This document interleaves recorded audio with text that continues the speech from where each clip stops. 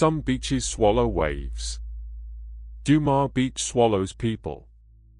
Every horror story begins with a mistake. For Rhea, though, that mistake was believing that Dumas Beach was merely a tourist spot with spooky folklore, nothing more than a place teenagers visited at night to scare themselves, a stretch of black sand where the Gujarati wind moaned against the waves. But the locals said different things. They didn't say it was haunted. They said it was hungry. Rhea heard the warning for the first time in a rickety tea stall outside Saree. The chai vendor, an old man with clouded eyes and a voice like cracking wood, placed her steaming cup down and said, "You're here for the beach. Don't go after sunset. That's when the sand remembers the dead." Rhea smiled politely. "Ghosts don't scare me." The old man didn't smile back. "Madam, Dumas was a cremation ground for centuries. The waves carried the ashes away, but something stayed behind. You will hear voices calling your name. Some are not from this world. Some are not even from the next." Rhea thought he was exaggerating, like most men who grew up around legends. But then the vendor leaned closer, as if someone might hear. "And if a dog cries at night, run. They see what we cannot." His hand trembled when he said it. Rhea brushed it off. She shouldn't have. Her documentary crew arrived at Dumas Beach before dusk, lights, cameras, drones, equipment bags, and 4 people with more ambition than sense. Rhea, director, skeptic, storyteller. Kabir, cinematographer, calm and logical. Sawyer, sound engineer, easily spooked. Pranav, drone operator, thrill seeker. They plan to shoot a short film about India's most haunted locations. Dumas Beach was supposed to be episode 1. When they reached the black sand shoreline, the sun hung low, casting the entire beach in a burnt orange glow. The sand reminded Rhea of charred bone fragments, fine, dark, glittering. "Creepy place," Sawyer whispered. Kabir adjusted his camera. "Looks beautiful to me." Pranav kicked some sand. "You know why it's black, right? They used to burn bodies here for centuries. Ash mixed with sand over time." Rhea nodded. "Exactly. Perfect atmosphere for our opening scene." None of them noticed the 3 stray dogs sitting near a cluster of stones, staring at the ocean without blinking. Their ears were flat, bodies still, tails stiff, like statues carved from dread. The wind shifted, and the dogs began to whimper. Softly at first, then louder. Rhea felt something cold trail down her spine. It was the first sign. They ignored it. As night bled across the horizon, they set up cameras near the waterline. The air grew colder, heavier, strangely charged, like the moment before lightning strikes. Rhea stood alone, rehearsing her script. Dumas Beach, one of India's most haunted places. Her voice echoed strangely, like someone else whispered her lines half a second later. She turned. Nobody was behind her. "Kabir? That you?" Kabir was 30 feet away, adjusting the tripod. "Busy," he called. Sawyer and Pranav were on the other end setting up microphones. Rhea exhaled, shaking it off. Then, as she stepped forward, she heard it. A soft voice. Right beside her ear. "Rhea?"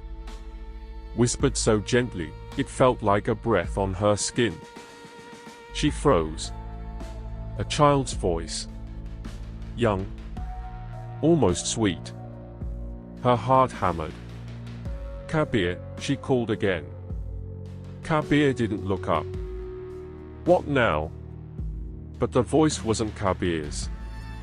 And when she looked down at the sand, there were tiny footprints appearing, walking toward the water, sinking into the black grains as if an invisible child was moving ahead of her. She blinked hard. The footprints vanished.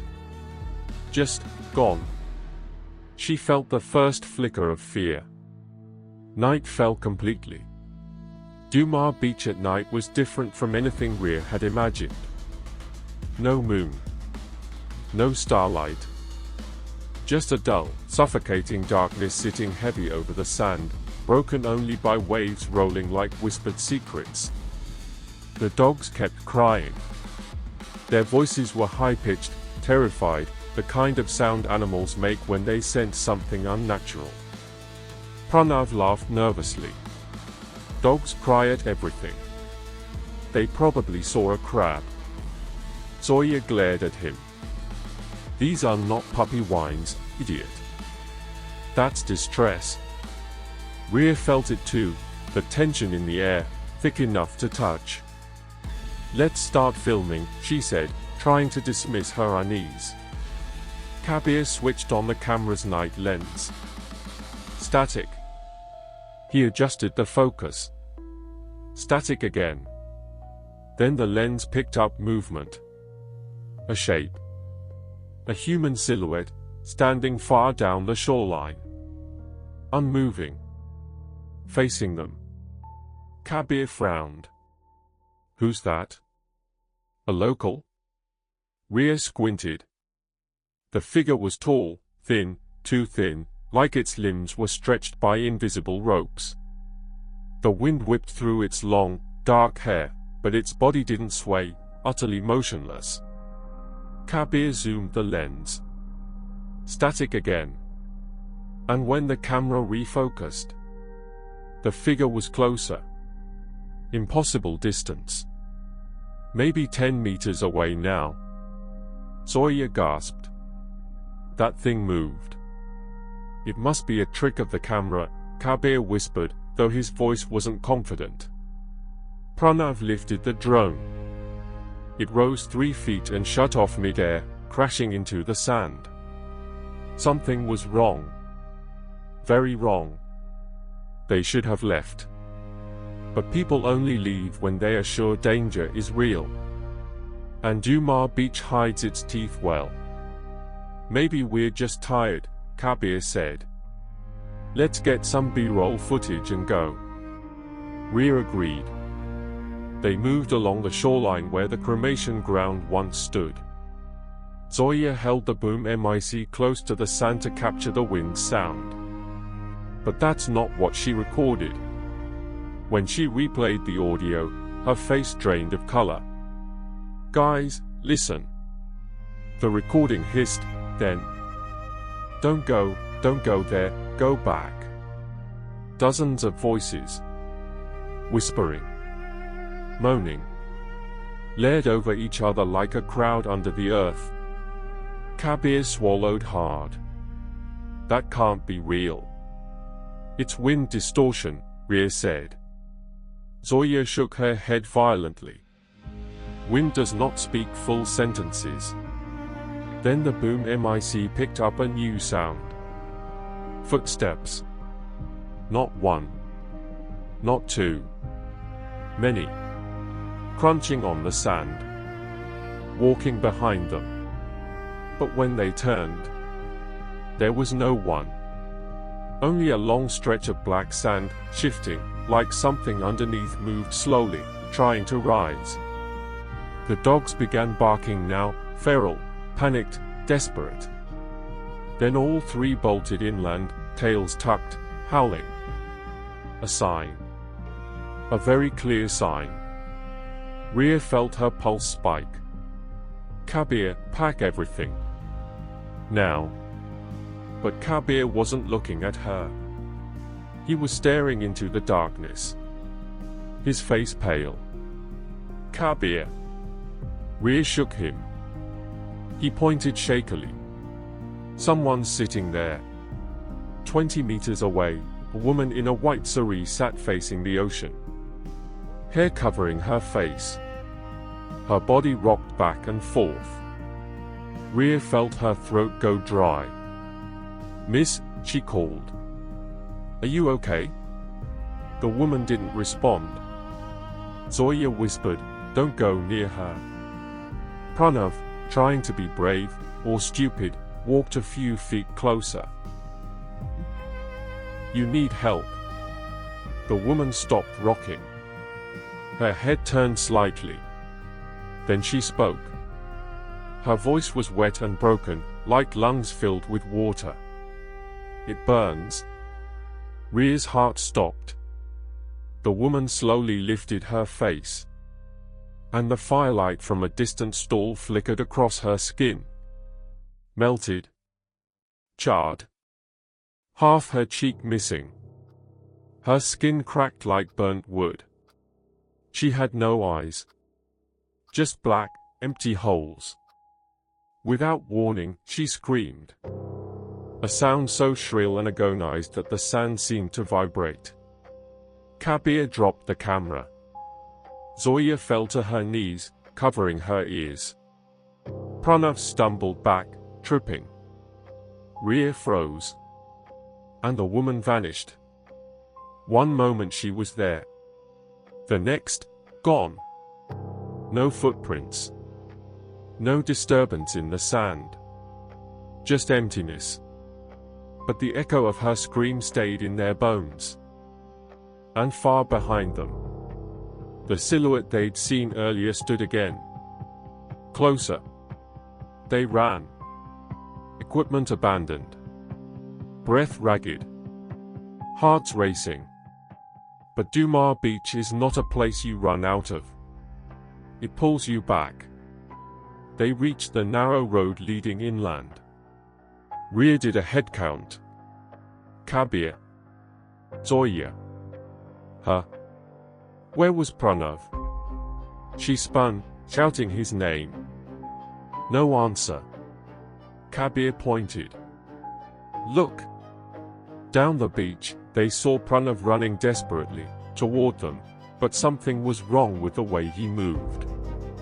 His steps were jerky, uneven, like his legs didn't belong to him. And behind him, the sand rose. Like hands. Black hands. Hundreds of them. Reaching out. Pranav, run. Ria screamed. He tried. But the sand hands grabbed his ankles. Pulled. He fell forward, screaming. Kabir sprinted toward him. I'm coming. Kabir, no. Ria grabbed him, her nails digging into his wrist. Kabir shook her off. I'm not leaving him. But before he reached Pranav, Pranav stopped screaming. His body jerked once. Then, the sand swallowed him. A whirlpool of black grain swallowed him whole, dragging him beneath the beach as if he never existed. Ria screamed. Zoya screamed. Kabir fell to his knees, sobbing. The beach went silent. Completely silent. Even the waves seemed to stop. Then they heard it. A whisper. Not from the wind. From beneath the sand. One. More. They ran. The road that led from the beach to the city should have been simple, straight, paved, familiar. But at night, Dumas shifts. The road kept bending, curving back toward the beach no matter which direction they took. Kabir threw the flashlight. This is not possible. Zoya clutched her arms. We're trapped. The beach wants us. Ria forced her shaking hands steady. We need to think. Panicking will kill us. As they walked, they passed the same dead palm tree 3 times. The same broken sign. The same rusted bench. Everything looped. A maze of the dead. The spirits used to be cremated here, Zoya whispered. What if the ashes don't rest? What if they stay? Kabir muttered, don't say that. They kept moving until they spotted a small shack with a dim lantern outside. Light.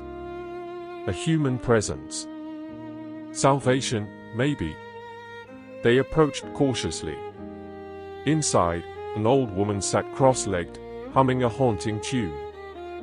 Her eyes opened as they approached. "You shouldn't have come," she said immediately. Rhea swallowed. "We need help. Our friend, he." "I know." Her voice was cold. "He belongs to the sand now." Kabir trembled. "Please. Tell us how to leave." "You will leave only if the beach lets you." Zoya cried out, "Then what do we do?" The old woman studied them. "Stay until sunrise. Stay inside this hut. Do not look outside. Do not open the door. And whatever you do..." Her expression darkened. "Do not speak to the voices that call you." Rhea nodded desperately. "We'll follow everything." The woman blew out her lantern, and darkness swallowed the room. Time moved strangely in the pitch-black hut. Minutes felt like hours. The wind outside moaned like a dying animal. Shadows crawled across the walls, though there was no source of light. Zoya whispered, "What if she's lying? What if we stay and die?" Rhea squeezed her hand. "We don't have a choice." Kabir sat in the corner, trembling violently, replaying Pranav's last moments in his mind. Then, a soft knock came on the door. 3 taps. Slow. Deliberate. Zoya covered her mouth. Kabir stiffened. Rhea shook her head, mouthing, "Don't move." Another knock. Harder. Then a voice, Pranav's voice, muffled, weak, terrified. "Guys, open the door, please, please help me." Kabir lunged, but Rhea grabbed him. "Stop. It's not him." Kabir sobbed. "He's alive. He's calling us." The voice wheezed. "Kabir, please. I'm hurt, open the door." The old woman's warning repeated in Rhea's mind. "Do not speak to the voices." Rhea pressed her forehead to Kabir's. "Listen to me. That thing killed Pranav. It's using his voice. If you open that door, we all die." The knocking grew wild, like fists slamming. Something scraped against the wood.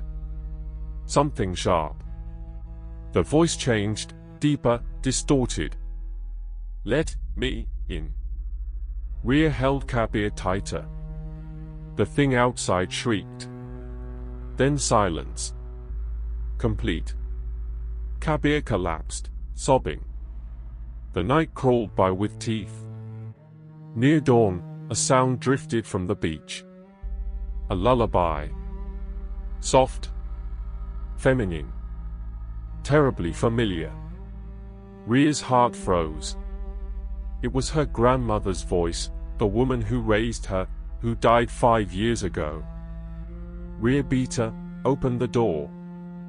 Her voice was soft, loving, warm. Kabir grabbed her arm. "Rhea, don't." But tears filled her eyes. "It's her, it's really her." The voice hummed her childhood bedtime song. "Chanda hai tu, mera suraj hai tu." Rhea covered her ears, shaking. "Stop, please stop." The voice turned cold. "Open the door." Rhea whispered, "Nani, please, please. Open it." The voice twisted into something monstrous.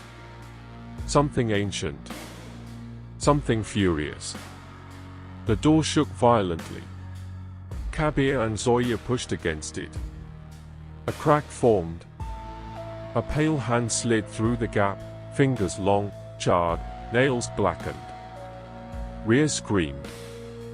Kabir kicked the hand. It withdrew. Silence returned. Only the sound of waves. And slowly, the first faint hint of dawnlight crept beneath the door. When the woman finally opened the door from outside, sunlight flooded the hut. Rhea shielded her eyes. Zoya collapsed in relief. Kabir looked hollow, broken. The hut woman gestured. "You survived. Follow me." She led them toward the road. In daylight, the beach looked normal, peaceful even. Tourists walked around, laughing, eating snacks as if nothing had happened. "Why doesn't anyone see what happens at night?" Rhea whispered. The woman smiled sadly. "They see, but they pretend not to. Fear is a burden most people refuse to carry." Kabir asked, "What was that thing that took Pranav?" "A soul that never left. Many were burned here. Some accepted their fate. Some didn't. The ones who scream in their last breath become the loudest at night." Rhea shuddered. "Can we tell people? Warn them? Warn all you want. The curious will still come. And the beach will continue to take what it wants." Rhea clenched her fists. "We won't let it." The woman shook her head. "You think you escaped. But you didn't." Rhea froze. "What do you mean?" The woman's eyes softened, almost pitying. "The beach marks those it touches." She pointed at Rhea's shoes. Black sand. Sticking to her soles. Clinging to the skin of her ankles. Crawling up slowly. Almost invisible. Kabir and Zoya had clean feet. Only Rhea was marked. The woman whispered. "It called your name first." Rhea's heart stopped. "Will it come for me?" The woman didn't answer. She didn't need to. The wind from the beach rose suddenly, brushing Rhea's ear. A whisper followed. Soft. Childlike. Familiar. "Rhea?" Rhea stumbled back, trembling. Zoya caught her. "What? What did it say?" Rhea looked toward the black sand glowing under the morning sun. The beach looked calm. Beautiful. Inviting. Hungry. She whispered. "It knows me." 3 weeks later, Rhea returned to Mumbai, trying to forget. Trying to film other stories. Trying to sleep through the night. But the whispers followed her. In the shower. At train stations. Inside camera static. Inside her dreams. Always the same voice. Always calling her name. Always closer than before. One night, she woke to find black sand scattered across her bedroom floor. Fresh. Wet. A child's footprints leading to her bed. She screamed. The next morning, her building's watchman swore he saw Rhea walking out at 3 a.m., barefoot, heading toward the highway. Toward Surat. Toward Dumas Beach. She was never seen again. Only her camera was found, washed ashore on the black sands. Inside it was a single recording. Just one. The footage shook, dragged across the sand by tide or hand. The last frame? Rhea's face. Eyes wide. Mouth open. Sand pouring out of it. And her voice whispering. Some beaches swallow waves. Dumas Beach swallows people. END